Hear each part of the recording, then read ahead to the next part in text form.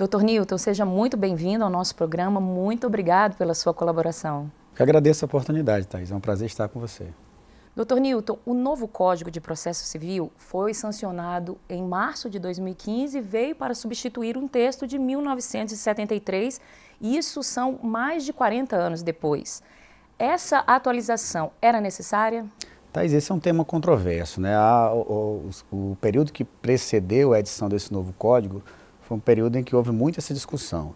Mas a verdade é que a codificação passou por diversas reformas que se iniciaram especialmente a partir da década de 90, e houve a necessidade de sistematizar essas mudanças, essas alterações, de modo que a edição de um novo código me parece pertinente do ponto de vista da necessidade de se estabelecer uma coerência ao sistema de justiça. Dr. Newton, o código foi sancionado em 2015, mas com previsão de entrar em vigor somente um ano depois. Por que isso? Thaís, isso é o que nós chamamos na doutrina de vacatio legis. A intenção desse período que vai entre a edição da nova lei e a sua entrada em vigor serve para que os operadores do direito possam ter efetivamente conhecimento da legislação, possam se adaptar e futuramente vir a aplicá-la adequadamente. Eu defendo, inclusive, que no caso de uma mudança dessa envergadura, como é a edição de um novo Código de Processo Civil, o ideal era que nós tivéssemos adotado um sistema semelhante ao que vigora no direito português, que é o sistema do regime experimental.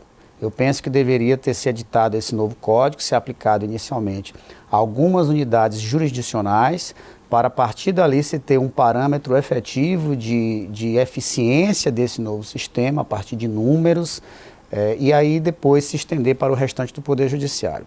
Mas, de todo modo, a opção do legislador brasileiro foi essa, de estabelecer um prazo de um ano para que houvesse uma adaptação dos tribunais, houvesse uma absorção das novas ideias, dos novos institutos, e a partir daí se poder aplicá-lo na realidade jurisdicional brasileira. E antes de entrar em vigor, o texto foi alterado pelo Congresso Nacional, né? Quais foram as importantes mudanças?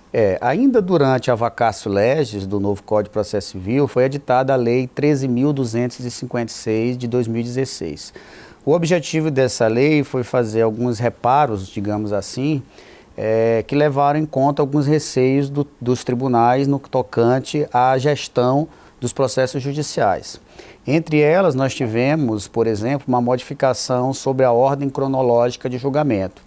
A redação original do novo Código de Processo Civil previa uma ordem cronológica mais rígida, e havia um receio de que se retirasse do juiz a possibilidade de melhor gerir sua unidade jurisdicional a partir de critérios que pudessem levar em conta a realidade dos processos judiciais ali em curso. Então, em razão disso, foi que se alterou essa regra da ordem cronológica, que era uma regra rígida, como eu disse anteriormente, para uma ordem preferencial, de maneira que o juiz tenha alguma autonomia, embora a eventual modificação dessa ordem cronológica dependa de uma fundamentação do magistrado no sentido de justificar porque aquele processo será julgado na frente de outros. Uma segunda mudança diz respeito ao juízo de admissibilidade dos recursos para o Supremo Tribunal Federal e para o Superior Tribunal de Justiça. Na redação original do novo Código, esses recursos seriam dirigidos diretamente às instâncias superiores. E houve um receio dos tribunais superiores de que isso implicasse em incremento de demanda naquelas instâncias que são instâncias excepcionais. Então, a partir daí, foi restabelecido o juízo de admissibilidade nos tribunais inferiores. Ou seja, o recurso só sobe para o Superior Tribunal de Justiça ou para o Supremo Tribunal Federal, se ele for previamente admitido nos tribunais de justiça ou nos tribunais regionais federais. E uma outra mudança, uma terceira mudança que foi relevante nessa modificação operada pela Lei 13.256, diz respeito ao julgamento virtual. Por norma regimental, o Supremo Tribunal Federal admite o julgamento de determinadas matérias através do chamado plenário virtual, e essa sistemática de trabalho ela havia sido estendida aos demais tribunais. Desde que não houvesse sustentação oral, os tribunais poderiam estabelecer uma espécie de julgamento virtual de maneira a desafogar suas pautas. Infelizmente, essa regra foi suprimida nessa alteração legislativa, uma regra que eu penso que contribuiria muito para desafogar os tribunais ordinários brasileiros. Então a gente pode dizer que esse novo código veio para acelerar os processos judiciais.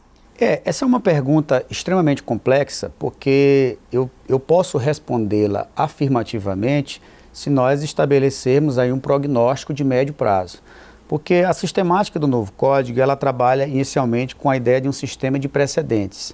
Esse sistema de precedentes depende de procedimentos a serem adotados nos tribunais, de maneira a uniformizar sua jurisprudência e que essa uniformização jurisprudencial possa ser posteriormente replicada no primeiro grau de jurisdição. Então, dentro dessa lógica, o que se espera é que a médio prazo nós tenhamos uma maior previsibilidade de julgamento e, havendo uma previsibilidade de julgamento, que isso venha a desestimular demandas temerárias, assim como também possa permitir que o juiz de primeiro grau possa aplicar aquele entendimento de maneira mais automática e, com isso, extinguir o processo em curto prazo. Então, a partir desse ponto de vista, dessa lógica do sistema, que é uma lógica de verticalização dos julgamentos, nós podemos dizer que o Código intenciona, pelo menos a médio prazo, reduzir demanda e acelerar o julgamento das demandas submetidas ao Poder Judiciário. E qual seria o outro lado? O outro lado é que o Código, essa é uma crítica que foi feita por boa parte dos magistrados, ele estabeleceu algumas regras que elas, de certo modo, levam a uma maior demora no processo de julgamento. Primeiro, a contagem dos prazos em dias úteis. Há quem entenda que isso no dia a dia, no cotidiano das varas, isso vai levar a um alongamento do prazo de tramitação de um processo. Assim como também a ideia de um contraditório fortalecido. Qualquer decisão judicial, ela só poderá ser prolatada após a oitiva das partes acerca daquele ponto. Mas eu particularmente penso que a aposta do legislador é num sistema mais seguro, tanto do ponto de vista da isonomia de aplicação dos entendimentos dos tribunais, como também como um maior critério de segurança, no sentido de que as decisões judiciais possam ser melhor fundamentadas, possam levar em consideração efetivamente os argumentos das partes e, a partir daí, que haja uma maior aceitação por parte da comunidade jurídica das decisões que são emanadas do Poder Judiciário.